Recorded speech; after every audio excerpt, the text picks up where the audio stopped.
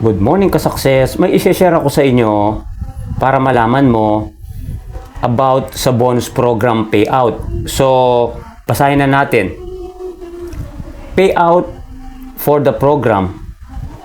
If you're based in the US, you'll be paid once a month after you reach the minimum balance of $5.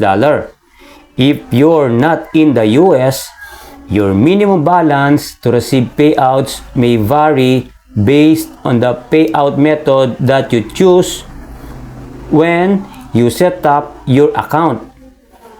PayPal or local bank account, you will be paid once a month after you reach the minimum balance of $25.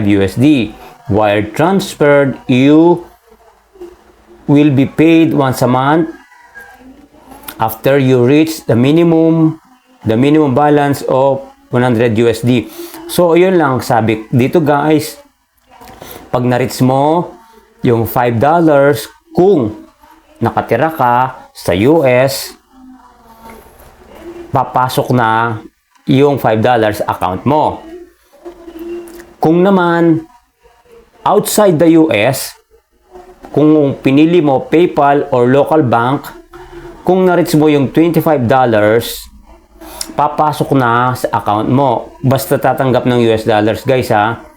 Tapos naman, kung wire transfer, dapat ma-reach mo yung $100 bago mo ma-transfer yung bonus program na kinita mo kay Facebook.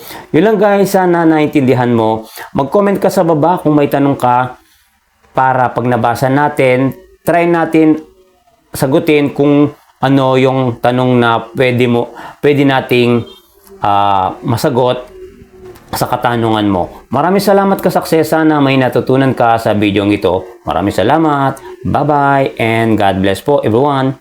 Thank you.